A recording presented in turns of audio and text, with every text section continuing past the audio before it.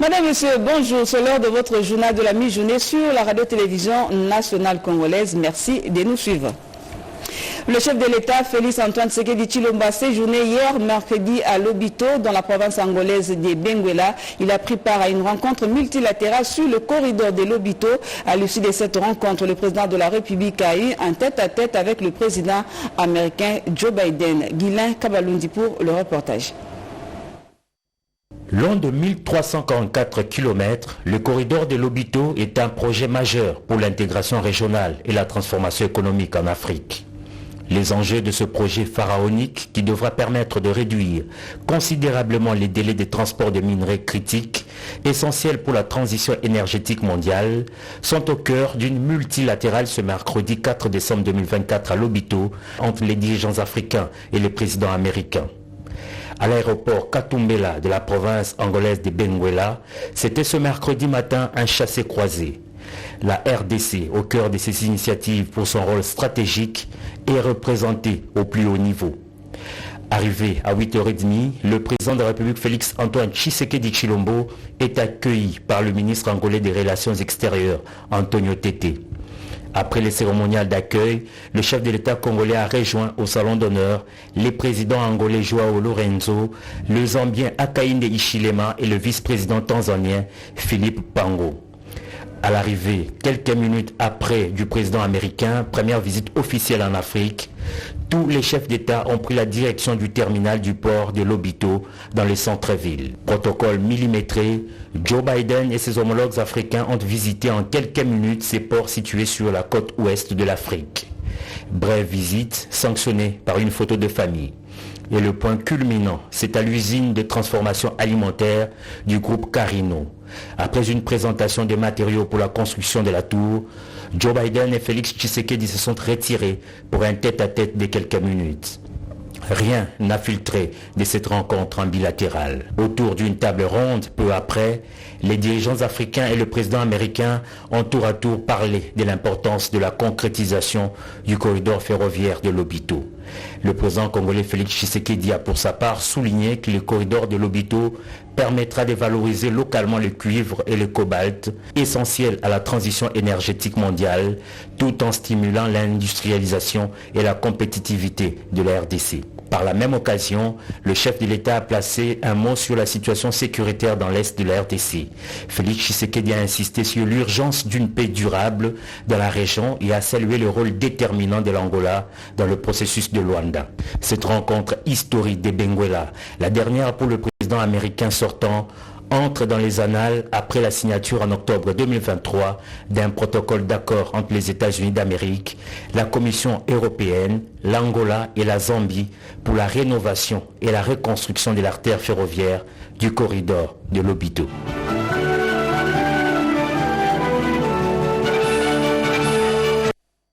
Et pour la RDC, ce réseau ferroviaire est une occasion de valoriser nos ressources naturelles, mais également une opportunité d'accéder aux marchés mondiaux et aussi un trait d'union entre la RDC, la Zambie et l'Angola, comme le souligne le chef de l'État Félix Antoine Tshisekedi Tshilombo. On l'écoute.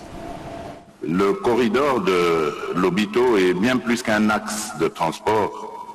C'est une opportunité unique d'intégration régionale, de transformation économique et d'amélioration des conditions de vie de nos concitoyens. Ce réseau ferroviaire reliant les régions minières de la République démocratique du Congo et de la Zambie au port de Lobito est conçu pour transporter jusqu'à 20 millions de tonnes de marchandises par an d'ici 2030. Le corridor de Lobito n'est pas seulement un projet d'infrastructure, c'est aussi un trait d'union entre nos trois pays, la République démocratique du Congo, la Zambie et l'Angola. Il symbolise notre volonté collective à convertir le potentiel de nos pays en une prospérité tangible pour nos populations, en favorisant une interdépendance harmonieuse où nos économies pourront s'épanouir mutuellement. Pour la République démocratique du Congo, le corridor de Lobito représente une opportunité stratégique pour valoriser nos ressources naturelles, en particulier le cuivre et le cobalt, qui constituent 70% de la demande mondiale dans le cadre de la transition énergétique. Avec une production combinée de 3 millions de tonnes par an entre la République démocratique du Congo et la Zambie, ce projet permettra de réduire significativement les coûts logistiques tout en augmentant nos recettes d'exportation. C'est donc une opportunité unique d'accéder directement aux marchés mondiaux via le port de Lobito, offrant ainsi une alternative stratégique à nos autres corridors d'exportation. Avec ces 1739 km de voies ferrées reliées aux réseaux routiers et ferroviaires régionaux, il jouera un rôle clé dans l'intégration régionale et continentale. Et c'est quoi le corridor de Lobito? Que représente-t-il pour attirer tant les marchés mondiaux? Explication de Oscar Mbalkaïj. Le corridor de Lobito, c'est cette ancienne route coloniale permettant d'évacuer les minéraux de la République démocratique du Congo vers l'océan Atlantique. Les États-Unis d'Amérique, l'Union européenne, pour ne citer que cela, sont intéressés par ces projets intégrateurs au regard du flux des échanges commerciaux entre les pays de la région pour le transport des ressources stratégiques jusqu'au port de l'océan Indien. Mais la brouille diplomatique entre Kinshasa et Kigali, à travers la guerre d'agression, contrarie la mise en œuvre de ce projet, estiment certains observateurs. Les grandes puissances souhaiteraient développer au plus tôt ces grands projets de coopération économique régionale, à savoir les corridors de Lobito. Ces corridors, notons-le, reliés sur une distance de 1300 km les régions du sud de la République démocratique du Congo et du nord-ouest de la Zambie au port angolais de Lobito sur l'océan Atlantique. Cette liaison permettait ainsi d'exporter par chemin de fer les gisements miniers de l'espace Grand Katanga, souvent qualifiés de scandales géologiques, via la côte ouest de l'Afrique, au lieu de se diriger exclusivement vers le port de l'océan Indien.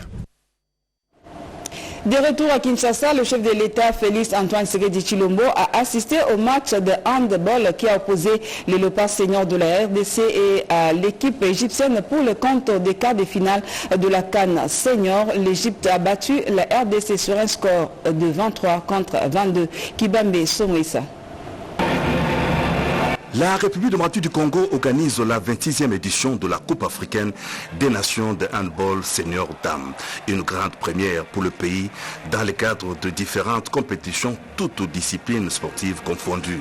Sur l'aire de jeu du gymnase du stade de Martyrs, érigé selon les normes sportives internationales et en présence du président de la République Félix Antoine Tshisekedi Tshilombo qui a suivi la rencontre du haut de la tribune, la République démocratique du Congo était aux prises avec l'Égypte au cours d'un match qui comptait pour la 6e journée de quart de finale de la CAN Senior Dame RDC 2024. Au terme d'une partie très disputée, l'équipe nationale féminine de handball d'Égypte a eu raison des dames de la RDC sur les scores étriqués de 23 contre 22. Comme à l'accoutumée, le premier sportif de la RDC est descendu dans les vestiaires pour encourager les deux équipes. D'abord, les gagnantes d'Égypte à qui il a souhaité le bon parcours dans la compétition. Ensuite, le chef de l'État est allé encourager les Léopards dames qui n'ont pas démérité. Il leur a recommandé de maintenir le cap pour les prochaines compétitions. Et la prochaine fois, je suis convaincu que ce soit à l'étranger ou ici, vous ferez mieux. Maintenant, vous devez relativiser ça. Retenir les leçons d'aujourd'hui, des erreurs d'aujourd'hui, pour les corriger demain. Donc il ne faut pas vous laisser abattre. Séchez vos larmes, soyez fiers de vous, levez les fronts et regardez tout ce peuple qui vous a soutenu avec le sentiment d'avoir fait votre devoir. D'accord? Allez, courage. Bravo à vous. Bonne nouvelle pour les pétroliers de la RDC, les manques à gagner causés par la baisse du prix des carburants vont être payés. C'est le vice-premier ministre de l'économie nationale qui l'a annoncé au cours d'une réunion qu'il a présidée à l'intention des banques partenaires. Chose promise, chose due. C'est une nouvelle réconfortante pour les pétroliers de la RDC. Le vice-premier ministre, ministre de l'économie nationale, Daniel Moukoko Samba, vient de résoudre le problème de manque à gagner tant réclamé par les pétroliers à la suite de la baisse du prix de carburant à la pompe. Le mardi 3 décembre 2024, le patron de l'économie congolaise a présenté le contrat de financement entre le gouvernement et les banquiers pour le paiement de ses frais. Pour Moukoko Samba, les fonds sont déjà disponibles en banque. Pas le moindre doute, les banquiers partenaires du gouvernement de la République ont rassuré, séance tenante, qu'elles sont prêtes et à mesure de payer tout avant la fin de décembre 2024. Il ne reste qu'une formalité d'usage. Confirmation tour à tour de M. Joe Lolonga, un des responsables de Equity Bank, et Mme Gisèle Mazengo de la How Bank. Au mois de décembre, nous avons fait un premier tirage pour le paiement de ces pertes et manques à gagner. Et nous avons fait maintenant le deuxième tirage afin de solder ces pertes et manques à gagner auprès du secteur pétrolier afin d'éviter la moindre pénurie au sein de la RDC. Nous sommes toujours en attente des documents administratifs qui sont auprès du BPM et du ministre des Finances. Une fois que nous aurons réceptionné, nous allons mettre les procédures en place afin de créditer les pétroliers au courant de l'année 2024. Le gouvernement peut très bien compter sur le banc pour la collecte de fonds, pour sécuriser la problématique sur le financement des pétroliers. Tout est donc mis en marche par le gouvernement pour garantir la baisse des prix des biens sur les marchés et offrir aux Congolais de bonnes festivités de fin d'année. La RDC a pris une part active aux travaux de la 23e Assemblée des pays partis au statut de Rome. Les discussions ont porté sur la possibilité de reviser les statuts pour y insérer plutôt un 5e crime, celui de l'écocide, nous dit Edith Chala dans ce commentaire. C'est à l'occasion de cette 23e session de l'Assemblée des États partis au statut de Rome de la Cour pénale internationale, programmée du 2 au 7 décembre 2024, que l'ambassadeur de la République démocratique du Congo au Benelux, Christian Donga Lankunku, a porté la voix de la RDC pour réaffirmer le soutien de la République à l'initiative portée par 3 pays, le Vanuatu, le Fidji et le Samoa, en vue de reconnaissance de l'écocide en tant que 5e crime international dans le statut de Rome de la Cour pénale internationale. Lors de cette conférence, plusieurs représentants des experts issus de la société civile, des milieux universitaires et différentes autres organisations internationales ont pris part pour inviter les États partis à s'engager fermement à faire évoluer le droit en légiférant sur ces crimes d'écocide. Les interventions convergeaient vers les propositions portant l'adoption d'une loi qui protège les écosystèmes de la destruction et de la dégradation massive en faisant porter la responsabilité pénale sur les différents acteurs d'infraction, auteurs, co-auteurs et complices. Pays Solutions, la RDC se positionne ouvertement en faveur de la dynamique nouvelle relative à l'intégration dans un proche avenir de crimes d'écocide dans le statut de Rome de la Cour pénale internationale. Pour rappel, les statuts de Rome définissent les crimes internationaux sur lesquels la CPI a un pouvoir juridictionnel. Ils sont 4, à savoir les crimes de génocide, les crimes de guerre, les crimes contre l'humanité et les crimes d'agression. Une délégation de l'Union européenne accompagnée du ministre Patrick Mouyaya a visité le camp d'entraînement Jericho de Kindu. Nous sommes là dans la province de Maniema. Gaëtan Magalano était là pour les comptes de la RTNC. Ils ont répondu présent à l'appel du président Félix Tshisekedi pour défendre la mère patrie. Certains d'entre eux magistrats, d'autres infirmiers venus de 4 coins de la RDC, ici au camp Jericho, échangent quelques mots avec le porte-parole du gouvernement sur leur motivation. J'ai vu le magistrat chez vous. Oui, vous avez choisi de rejoindre l'armée. Oui, auditeur, pourquoi vous avez choisi de rejoindre l'armée? J'ai choisi de rejoindre l'armée, c'est juste pour servir mon pays. Dans ces camps d'entraînement, la délégation de l'Union européenne et des officiels congolais ont assisté à une simulation pour la libération d'un otage par ici.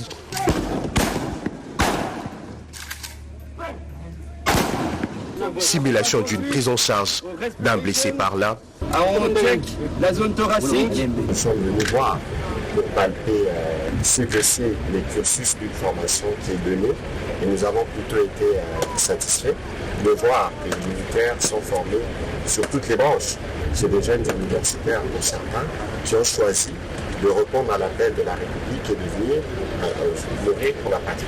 Je suis vraiment ravie d'être ici avec tous mes collègues des États membres de l'Union européenne et un représentant de la délégation de l'Union européenne pour pouvoir en effet voir de nos yeux comment les fonds qui sont alloués par la Facilité européenne pour la paix sont mis en œuvre ici et appuient les efforts qui existent déjà depuis plusieurs années de présence de formation par la défense belge ici à Kindu. Des épouses militaires profitent de l'occasion pour adresser une série de demandes au gouvernement congolais. Dans l'une des langues de la RDC, Lingala, le ministre Patrick Mouyaya promet l'implication du gouvernement dans la réponse de ces demandes. La mère ministre Azamama, Makambo Nyonso Etali, Basoda, Etali Bapolicier, Basi Tope Bana na bango, Eza Makambo Ye Moko, na mitindo ya Papa Mokonzaboka, Papa Félix Antoine Tshisekedi, Alain de la Camicolonie ensemble. C'est au centre militaire de référence de Luama que la délégation venue de Kinshasa a palpé les réalités rencontrées par le personnel soignant. 2 équipements individuels et collectifs seront fournis par l'Union européenne dans le cadre de la facilitation européenne pour la paix. L'objectif de cette mission était aussi de voir à quoi serviront le 20 millions accordés dans le cadre de cette coopération. Énergie, le projet Grand Inga a été présenté devant les partenaires publics et privés par le ministre des Ressources hydrauliques et l'électricité. C'était au cours des travaux de la 3e édition du Forum sur le commerce et les investissements qui se tiennent à Londres. Yvette Makontima. Ces forums de Londres sur les commerces et les investissements qui en est en sa 3e édition s'appuient sur les pays francophones d'Afrique, de l'Ouest et du Centre. Les buts affichés de promouvoir le commerce, les investissements et les partenariats publics-privés entre le Royaume-Uni et ses pays amis. Au nombre des délégations présentes figure celle de la République démocratique du Congo conduite par le ministre des Ressources hydrauliques et électricité, le professeur Teddy Luamba Mouba. Le numéro 1 de l'énergie en République démocratique du Congo a saisi cette opportunité pour présenter le projet structurant dans les secteurs de l'énergie, notamment le projet Grand Inga, moteur de l'industrialisation de la République démocratique du Congo et d'intégration économique régionale. Le ministre du Tourisme a eu une séance de travail avec une délégation de Nova International. C'est une plateforme chinoise. Ensemble, ils ont exploré les nouvelles opportunités de collaboration. C'était en marge de la semaine du tourisme. Regardez. C'est pour impulser une nouvelle dynamique de coopération et explorer de nouvelles opportunités économiques en République démocratique du Congo et en République populaire de Chine que la délégation de la plateforme Nova International est venue rencontrer le ministre congolais du Tourisme Didier Mpambia. Avec son partenaire Advantage Group, dirigé par Nathalie Kamanga, Nova International envisage de travailler avec le gouvernement congolais dans plusieurs secteurs porteurs de croissance économique. On est venu à Congo et on a vraiment apprécié par rapport à elle. On a rencontré Excellence ministre. On a vu il y a beaucoup de possibilités dans le tourisme, on peut participer. C'est un pays vraiment dans le tourisme, il y a beaucoup d'opportunités. Bon, dans d'autres domaines aussi. Mais bien sûr, dans l'agriculture, immobilier, construction et tous les différents domaines. Nouvellement installée en République démocratique du Congo, Nova International est une plateforme qui regroupe des milliers d'associations de petites et moyennes entreprises et de chefs d'entreprise chinois. Elle fait la promotion de la route de la soie et voudrait donc faciliter les échanges économiques entre la République démocratique du Congo et la République populaire de Chine. Conversation avec le ministre et je suis là avec les investisseurs chinois du groupe Nova International qui est une plateforme qui fait la promotion de la route de la soie et il travaille aussi la promotion du gouvernement de travailler avec les investisseurs ainsi que les opérateurs économiques. Voilà, ils sont là, ils sont implantés ici maintenant à Kinshasa pour pouvoir donner des opportunités aux petites et moyennes entreprises et pourquoi pas travailler avec le gouvernement. Voilà. Cette rencontre avec le ministre Didier Mpambia s'est clôturée par une photo de famille et une visite de stands installés à l'occasion de la semaine congolaise du tourisme qui s'y tient à Kinshasa sous le haut patronage du président de la République Félix Antoine Tshisekedi Tshilombo. Journée mondiale des personnes vivant avec handicap, elle a été célébrée le 3 décembre dernier, occasion saisie par les personnes vivant avec handicap de la ville de Bukavu. Nous sommes là au sud Kivu pour dire non à la discrimination dont elles font l'objet. Amplifier le leadership de personnes vivant avec handicap pour un avenir inclusif, durable, tel le thème retenu pour cette année lors de la journée internationale de personnes en situation de handicap commémorée le 3 décembre de chaque année. À cette occasion, le Congo Handicap a organisé une journée d'échange avec l'appui technique et financier de FCDO, Bureau des Affaires étrangères et du Commonwealth. La cérémonie a été présidée par le ministre provincial de droits humains et de personnes en situation de handicap du Sud Kivu, Faustin Mayani, qui a fait voir que les personnes en situation de handicap sont victimes de catastrophes naturelles et artificielles, ainsi que les conflits armés. À cela s'ajoute l'inégalité sociale, la pauvreté. Pour Augustin Moulikuza, chargé de l'inclusion chez Congo Handicap, a insisté sur le droit et la place que doit occuper la personne vivant avec handicap dans la communauté. À l'issue de cette journée, Congo Handicap a vulgarisé la stratégie de FCDO sur l'inclusion à travers le projet de résilience de la communauté affectée par le conflit à l'est de la RDC. Et au Nord Kivu s'est tenu un atelier ayant trait à la deuxième phase du programme dénommé Tufaulu Pamoja 2. Les recommandations de cette rencontre, c'est dans ce reportage. La phase 2 du projet Tufaulu Pamoja entendait Réussissons ensemble de l'ONG CAFOD est désormais opérationnel. Cela à l'issue des travaux ayant regroupé à Goma au Nord Kivu tous les partenaires qui interviennent dans sa mise en œuvre. Un projet inclusif qui vise la participation civique et démocratique des jeunes, des femmes et autres. À l'issue des travaux clôturés ce 4 décembre, un plan d'action pour la première année a été tracé, comme l'a précisé messieurs Eddy Makila de CAFOD.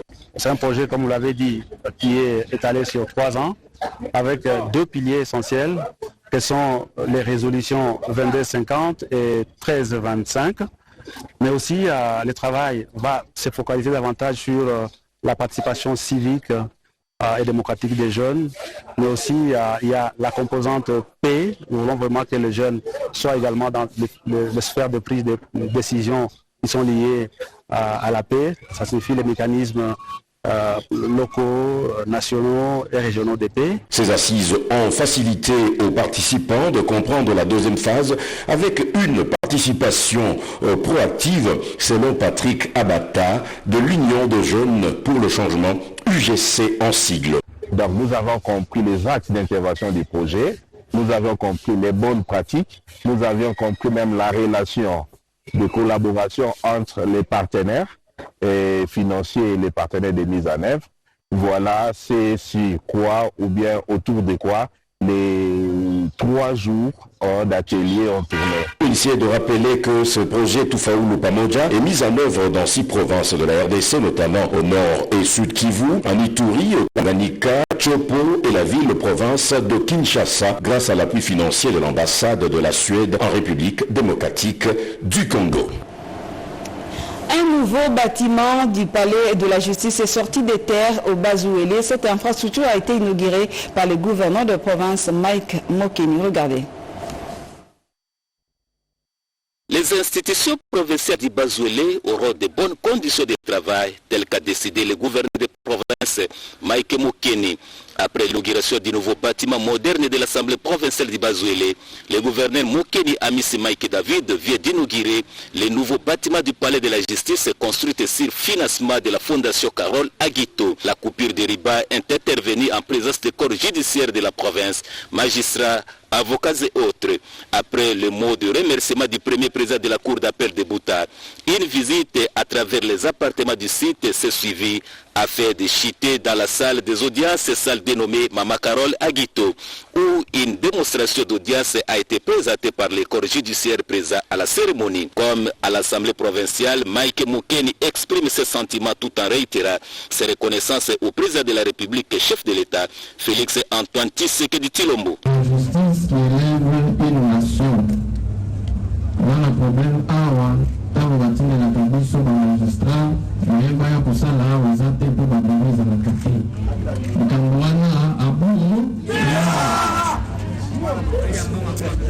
alors tosengi na population de Bazwele bakontinue kosoutenir mama ya ntongo tosambela mpo na ye nzambe apesa ye lisusu makasi mingi po akontinue kosumba ville na ye ya Buta-Pe province mobimba. Signalons que le parquet de grande instance de Buta siège depuis lors dans un bâtiment à location, mais aujourd'hui il a désormais son bâtiment propre. À Chikapa, à l'approche des fêtes de fin d'année, les prix des denrées alimentaires des grandes consommations ont grimpé. Cette situation inquiète le gouvernement provincial qui a d'ailleurs chargé le ministre provincial de l'économie d'en discuter directement avec les vendeurs. Explication de Franklin et Claire Kalombo. Maître Bazin Pembenjale, ministre provincial de Finances, Économie et Commerce transfrontalier, est descendu sur terrain sur instruction du maître Crispin Mukendi Bukasa, gouverneur de province, ce mercredi 4 décembre 2024, afin de se rassurer des quantités de maïs et manioc dans les différents dépôts de la ville de Chikapa et savoir pourquoi les raisons qui ont poussé à la flambée des prix de ces produits de première consommation. J'ai été instruit par le monsieur le gouverneur de la province du Kasaï de descendre sur le terrain pendant cette période de festivités. La population a apprécié énormément notre descente sur le terrain et ils ont même félicité l'autorité provinciale pour nous avoir instruit dans l'urgence descendre sur le terrain, avoir aussi leurs impressions. Nous allons bien fêter.